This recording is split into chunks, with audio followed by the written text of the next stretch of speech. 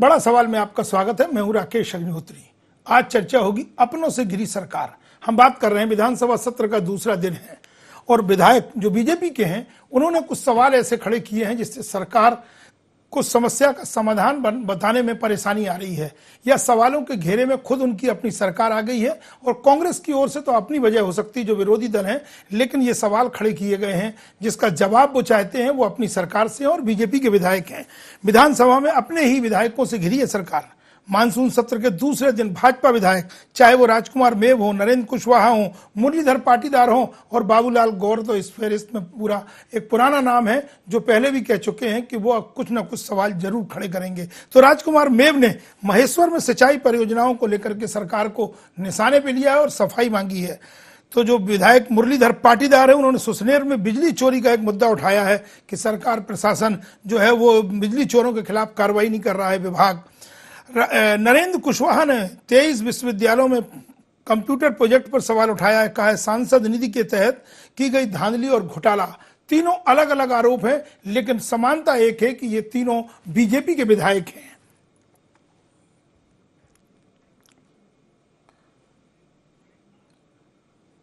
अगर बीजेपी के विधायक सदन के अंदर अपनी ही सरकार को निशाने पर लेते हैं तो कुछ सवाल तो खड़े होते ही हैं।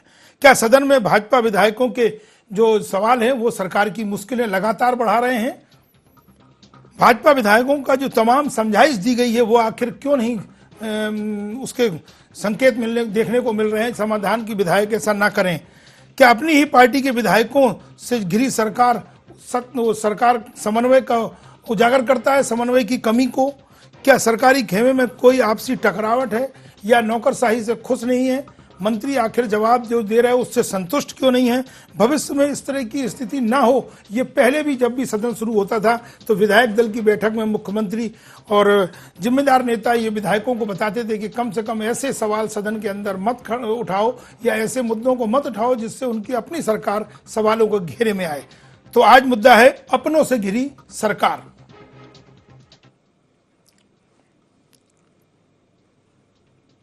अपनों से सरकार घिरी असल में भाजपा के विधायक हैं, और गौर करने वाली बात है कि अलग अलग मुद्दे हैं, माने एक से ज्यादा मुद्दों पर है। तो कहीं भ्रष्टाचार को लेकर के है, कहीं परियोजनाओं के कामकाज को विकास को लेकर के है, तो बिजली चोरी जैसे मुद्दे भी सामने आ रहे हैं, उस पर कार्रवाई नहीं हो रही है। तो अधिकारियों को भले ही निशाने पे लिया हो, जो बीजेपी के विधायक हैं उनकी अपनी एक वजह हो सकती है अपने क्षेत्र में, लेकिन सरकार निशाने पर आ जाती है जब सदन में ऐसे सवाल खड़े किए जाते हैं। तो इस मुद्दे पर चर्चा करने के लिए हमारे साथ स्टूडियो में मौजूद है जगदीप सिंह बैस, वरिष्ठ पत्रकार जगदीप सिंह बैस। अपनों से घिरी सरकार, जगदीप, ये पहला मौका नहीं है जब राजकुमार मेव, नरेंद्र कुशवाहा या मुरलीधर पाटीदार और भी कई विधायक सदन में कुछ ऐसे सवाल खड़े करते रहे। वो उनका हक है, उनके क्षेत्र की समस्याएं हैं, लेकिन सरकार तो निशाने पर आ ही जाती है। बिल्कुल सही कहा राकेश जी, काफी समय से ऐसा देखने में मिल रहा है। यदि हम देखें तो किसी भी विधायक का ये अधिकार है कि वह विधानसभा में सवाल उठाए, क्योंकि उसका दायित्व है अपने क्षेत्र की जनता के प्रति। जनता ये सोचती है कि यदि उसका नेता उनकी समस्याएं दूर नहीं कर पाएगा तो निश्चित तौर पर ऐसे विधायकों को बाद में इसका नुकसान उठाना पड़ता है। जाहिर सी बात है, कोई भी पार्टी का विधायक हो उसको सदन में सवाल उठाने का पूरा अधिकार है, लेकिन अभी ये देखने में आ रहा है कि सत्ता पक्ष के विधायक ज़्यादा कुछ सक्रिय हो गए हैं। अमूमन ये होता है कि सत्ता पक्ष के विधायक शांत ही रहते हैं, लेकिन इस समय यदि हम देखें, यदि पुराने बैकग्राउंड पर आके यदि हम जाएं तो दिग्विजय सिंह का आखिरी कार्यकाल यदि हम देखते हैं तो वहां से सत्ता पक्ष के विधायकों की मुखरता शुरू होती है। उसकी वजह जो उस समय सामने आई थी 2003 से पहले, वो ये थी कि एकदम से कलेक्टरों को पूरा अधिकार था, अधिकारी एकदम पूरी तरह से स्वतंत्र हो चुके थे और विधायकों की कहीं सुनी नहीं जा रही थी।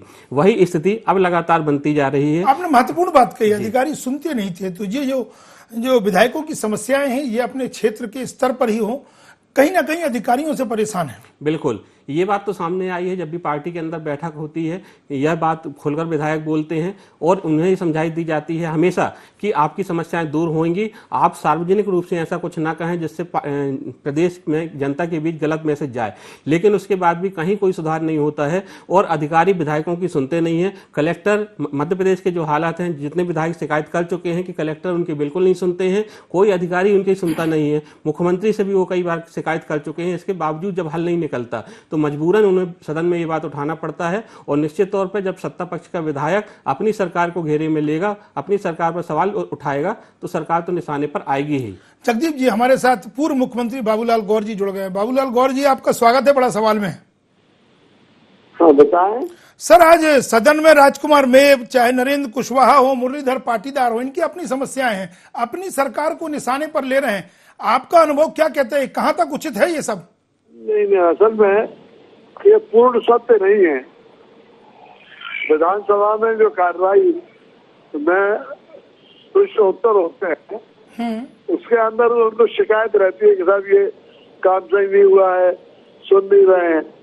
तो ये पूर्ण सत्य नहीं है। जो मंत्री उत्तर देता है वो सही देता है। सर, ये पूर्ण सत्य नहीं है, हम आपकी बात को मान लेते हैं, लेकिन क्या ये अंतिम विकल्प है जब विधायक को क्वेश्चन लगाना पड़ते हैं? अगर समन्वय अधिकारियों से होता तो ये स्थिति निर्मित नहीं होती।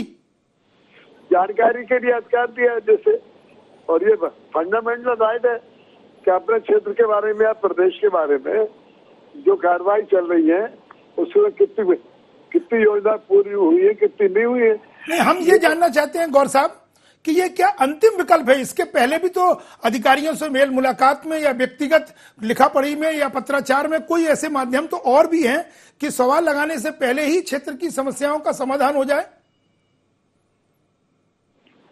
जी हाँ गौर साहब, के अंदर है तो संभव नहीं।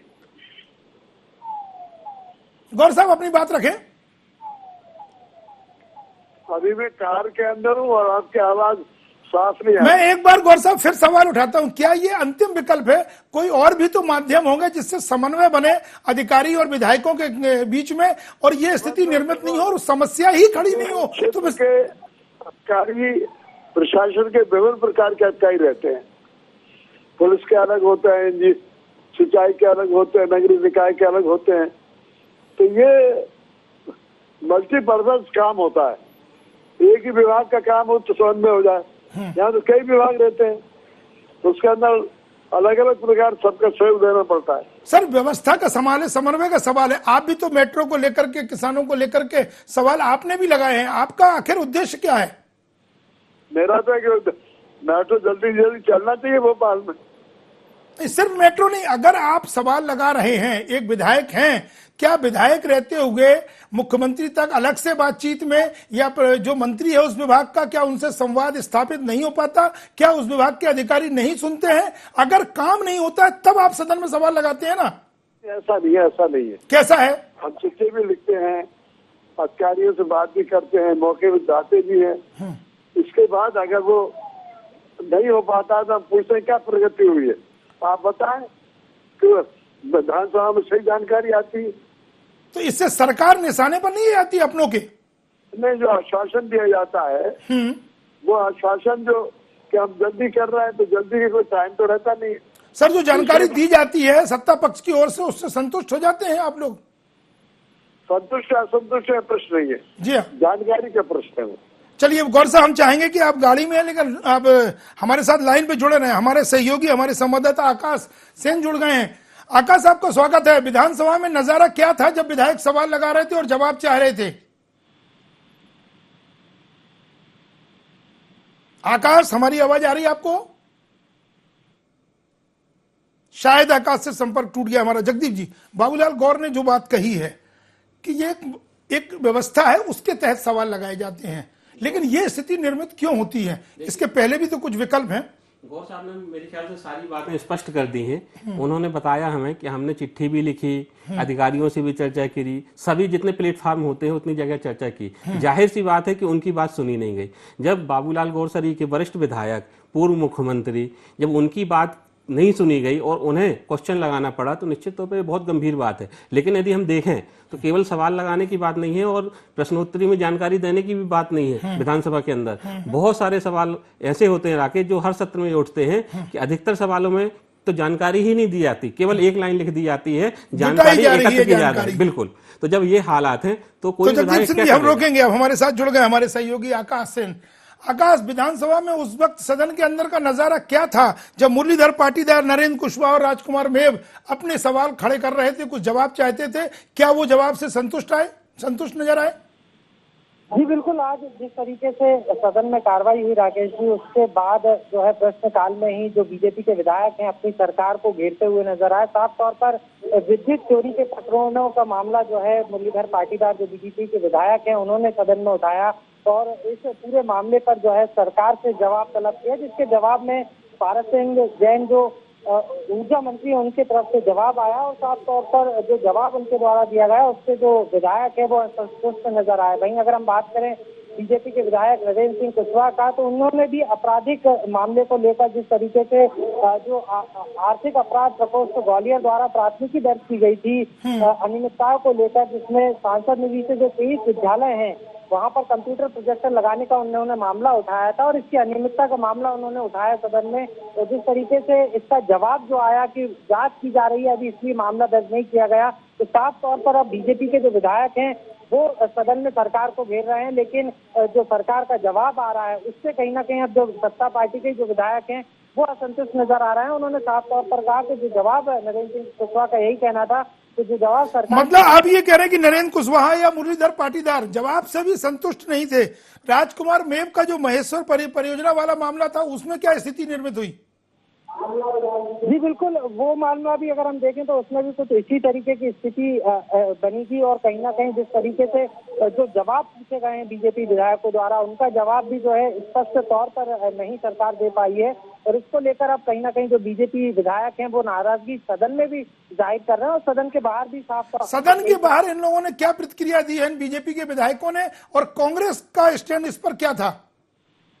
जी बिल्कुल, अगर हम सदन से बाहर निकले विधायकों की बात करें तो उनका यही कहना था कि मामला काफी लंबे समय से विचाराधीन है, ऐसी जवाब जो है सरकार द्वारा दिया जा रहा है, लेकिन कहीं ना कहीं उनका यही कहना था जो दोषी हैं उनको बचाने का प्रयास हो रहा है। साफ तौर पर नरेंद्र सिंह जो कुशवाहा हैं बीजेपी विधायक हैं उनका यही कहना था कि जब तक इस मामले की पारदर्शिता के साथ जांच नहीं की जाती तब तक वो इसी तरीके से इस मामले को सदन में उठाते रहेंगे और इस पूरे मामले में, क्योंकि सांसद निधि से 23 विद्यालयों में कंप्यूटर प्रोजेक्टर खरीदे गए थे, ये पूरा मामला उसका है, इसमें बड़े पैमाने पर उन्होंने आरोप लगाया कि भ्रष्टाचार का मुद्दा है। हम ये और जानना चाहते हैं आकाश की उस वक्त सत्ता पक्ष के जिम्मेदार मंत्री बैठे थे, क्या इशारों में या किसी तरह से हस्तक्षेप करते हुए नजर आए कि इस बात को अब जल्दी यहीं खत्म किया जाए, बात बढ़ाई न जाए? जी बिल्कुल, निश्चित रूप से सदन में जिस तरीके से जो नरेंद्र सिंह दूसरे बीजेपी के विधायक मुरलीधर पाटीदार की हम बात करें अन्य विधायकों की, तो साफ तौर पर जिस तरीके से बीजेपी के विधायकों ने सदन में सरकार को घेरा उसके बाद मंत्रियों ने भी जो है उनको कहा कि इस पूरे मामले की जो विस्तृत जांच रिपोर्ट है वो विधायकों को उपलब्ध कराई जाएगी, जिसके बाद मामला सदन में शांत हुआ। लेकिन कहीं ना कहीं जो बीजेपी सत्तारूढ़ पार्टी के जो विधायक हैं वो कहीं ना कहीं अपने सरकार से जो है असंतुष्ट नजर आ रहे हैं और ये एक बार फिर से उजागर हो गया। ये पहला मामला नहीं है राकेश जी, इससे पहले भी सदन जब लगी इससे पहले जब सदन लगी थी उसमें भी इस तरीके के मामले आए थे। जब निश्चित तौर पर ये कोई पहला मौका नहीं है। मैं एक और अंतिम सवाल आपसे कर रहा हूं कि कांग्रेस का उस वक्त कांग्रेस क्या सोच रही थी? व्यंग कटाक्ष कोई तरीका ऐसा कि वो लगे कि वो सदन में जो बीजेपी के अपने विधायकों से सरकार गिर रही है तो वो उसमें कुछ महसूस कर रही हो कि चलो अच्छा है?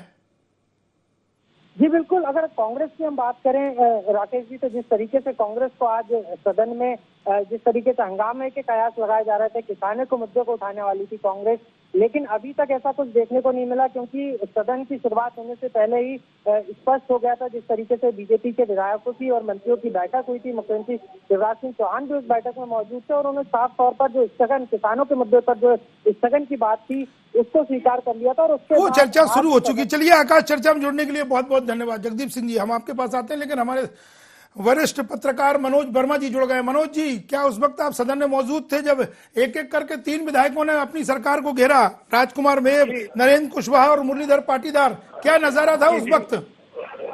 देखिए राकेश जी, सबसे बड़ी बात यह है कि जिन विधायकों ने भाजपा को घेरा है पहली बार नहीं है कि किसी मुद्दे से हुए हैं, लेकिन मुझे लगता है कि ये भाजपा की एक रणनीति का हिस्सा है जो डैमेज कंट्रोल की चलाते हुए किसानों के मामले में, क्योंकि मालवा के जिस बेल्ट में जो मुरलीधर पाटीदार आते हैं वहाँ किसानों को पिछले दिनों प्याज के पहले संतरे के उत्पादन में भारी नुकसान उठाना पड़ा था। तो एक तरह से इन विधायकों का ये हो गया कि केवल ये अभी तक ये परसेप्शन बन रहा था, लोगों को ये लग रहा था कि कांग्रेस ही किसानों की बात कर रही है, लेकिन भाजपा के जो विधायकों ने मामला उठा के ये बताने के तौर पर कोशिश की है कि सरकार के विरोध में अगर कुछ कदम उठाना पड़े तो भाजपा के जो विधायक है वो भी उसके लिए तैयार है, तो वो न केवल खुद के खिलाफ एंटी मतलब आप इसमें ये तलाश रहे हैं कि बीजेपी के अपने विधायक विपक्ष को मौका नहीं देना चाहते, मतलब दोनों जगह नजर आ रहे हैं, विरोध भी करना है तो कांग्रेस को क्रेडिट नहीं जाए बीजेपी, लेकिन बिजली चोरी का मुद्दा उठाया है मुरलीधर पाटीदार ने। वही बात है ना कि देखिए, किसानों के जब मामले आएंगे तो उसमें केवल ये नहीं आएगा कि गोली चली है या उनकी फसलों का दाम, उसमें ये भी आएगा कि उनको बीज नहीं मिल रहा है, उनके बिजली कनेक्शन काटे जा रहे हैं, उनको जेल भेजने की धमकी दी जा रही है, उनको नोटिस दिए जा रहे हैं। तो ये सारी चीजें जो है किसानों से जुड़ी हुई है, वो उसका खामियाजा भाजपा को भुगतना पड़ेगा। इसलिए उन्होंने अपने स्तर पे ये मामला उठाया, क्योंकि अभी हाल ही में श्योपुर में बड़े पैमाने पर किसानों को नोटिस मिले हैं और जेल में भेजने जाने की धमकी मिली है। तो ये चीज बाकी जो प्रदेश में फैलती है, उसके पहले कम से कम 1-2 विधायकों ने मामला उठा के सरकार के संज्ञान में भी लाकर जताने की कोशिश भी कर दी है कि न केवल मुआवजा, फसल की कीमत के साथ साथ जो किसानों को रिलेटेड सारे मुद्दे, चाहे वो फिर बिजली के बिलों की बात हो या बीजों की बात हो, उन सबको लेके भाजपा के विधायक गंभीर हैं, चिंतित हैं। चलिए मनोज जी, आप हमारे साथ लाइन पे रहिए। जगदीप जी, हम आपके पास लौटते हैं। मनोज जी ने एक नया सवाल खड़ा किया, सोची समझी रणनीति का भी हिस्सा हो सकता है। क्वेश्चन पहले लग जाते हैं, किसानों के मुद्दे हैं और कई हैं, चाहे बीज हो या बिजली चोरी हो, लेकिन बात सिर्फ मुरलीधर पाटीदार की नहीं है, नरेंद्र सिंह कुशवाहा की भी है और राजकुमार मेव की भी है, और इससे पहले भी विधायक बाबूलाल गौर जैसे विधायक जो थोड़ी देर पहले चर्चा में शामिल हुए थे, वो भी कह रहे थे कि, लेकिन आपने एक मुद्दा उठाया कि उन्होंने पत्राचार भी किया, उन्होंने व्यक्तिगत संपर्क भी किया, चाहे प्रशासन हो या जिम्मेदार उस विभाग का मंत्री हो, तब भी समस्या का समाधान सामने नहीं निकला और संतुष्ट नहीं, और जवाब से भी संतुष्ट नहीं सदन के अंदर। तो फिर इसको बीजेपी की अपनी सरकार है, जनता में क्या मैसेज आता है? निश्चित तौर पर जनता में जो मैसेज है वो यही है कि इस समय जो मध्य प्रदेश में माहौल बना हुआ है, क्षेत्रीय विधायक हों, जनप्रतिनिधि हों, सांसद हों, उनकी सरकार में सुनवाई नहीं है, फिर चाहे वो पार्टी के ही पदाधिकारी क्यों ना हो। जब मध्य प्रदेश में ऐसे हालात बनेंगे तो निश्चित तौर पर इसका खामियाजा जनता को ही भुगतना पड़ेगा। आज यदि विधायक अपनी सरकार के खिलाफ सवाल उठाता है तो निश्चित तौर पर यह माना जाएगा कि उसकी बात को सुनी नहीं गई, और पार्टी का विधायक हो या विपक्ष का विधायक हो, उसे तो जनता को ये दिखाना ही होगा कि हम आपके लिए लड़ रहे हैं। विधायक सवाल उठाता है, मंत्री से सवाल करता है और फिर अपने क्षेत्र की जनता को बताता है, ये मैसेज जाता है कि हमने आपके लिए सदन में ये मुद्दा उठाया।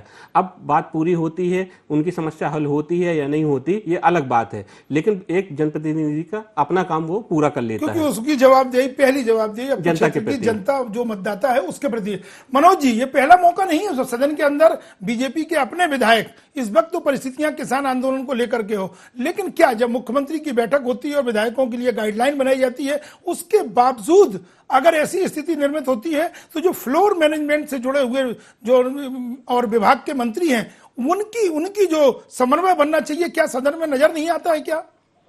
देखिए राकेश जी, फ्लोर मैनेजमेंट एक दूसरी चीज होगी। आज की स्थिति जो है वो ये है कि आप फ्लोर मैनेजमेंट जब तक सदन है तब तक वो काम आता है, लेकिन जो विधायक है, जैसा अभी जगदीप जी ने कहा कि जब वो अपने क्षेत्र में जाता है, जब जनता उससे सवाल पूछती है, अपनी जो भी उसकी समस्या होती है जनता की, उसके लिए वो मंत्रियों का मुंह ताकना पड़ता है विधायकों को, और मंत्री जो प्रभारी मंत्री खासतौर से ना जिलों में जाते हैं, उनको ये निर्देश है संगठन की ओर से भी, सरकार की ओर से भी, कि वो प्रभार के जिलों में प्रवास करें, रात्रि विश्राम रखें, लोगों से मिले, पार्टी कार्यालय में जाकर लोगों से मुलाकात करें, लेकिन कोई भी ना संगठन के निर्देश कोई मान रहा है मंत्री, ना सरकार के निर्देश मान रहा है। ऐसे में जो विधायक, जैसे मैंने कहा कि वो कम से कम ये एक मैसेज देना चाह रहा है कि भले उसकी बात काम हो ना हो, लेकिन वो जनता भी तो कह सकता है कि मैंने सदन में मामला उठाया था या मैं आपके साथ हूँ।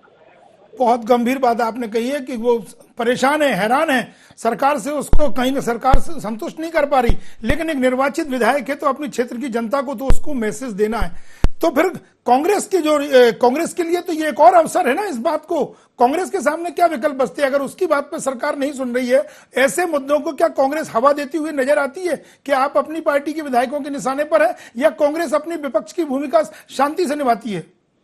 देखिए, कांग्रेस के अगर हम संख्या बल पे अगर जाएंगे तो मुझे लगता है कि आप भी जानते हैं इस बात के विषय बहुत कम है। दूसरी चीज है कि वो जो तैयारी का अभाव उनमें हमेशा देखा जाता है। अभी आज सदन में जरूर नेता प्रतिपक्ष ने दावा किया है कि हम सदन चलने देंगे या मुख्यमंत्री की बात सुनेंगे और उसका पूरा जवाब देंगे, लेकिन बाकी जो मामले होते हैं उनमें ये होता है कि कोई एक विधायक वॉकआउट कर जाता है, कोई अपनी मांग को लेकर अलग चिल्लाने लगता है, कोई तीसरी मांग को लेकर। तो मुझे एकजुटता का अभाव है, तो कोई ऐसा नेता उनको बांधने में अभी तक सक्षम नहीं दिखता है कि वो सब मिलकर कोई ऐसा इश्यू इरेज करें या जिससे बात करें जिससे सारे विधायक उनके साथ हो और जनता की बात सरकार तक पहुंचे।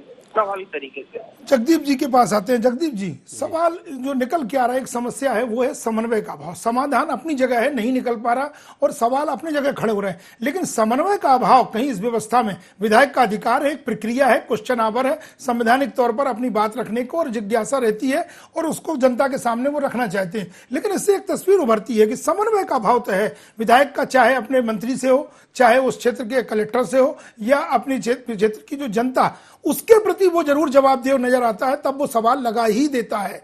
तो जो दूसरे विकल्प हैं, क्या ऐसी जो गाइडलाइन बनाई जाती है विधायक दल की बैठक में या संगठन की बैठक में, अगर ये परवान नहीं चढ़ी, इनके कोई रिजल्ट सामने नहीं आ रहे, तो इसकी वजह क्या है?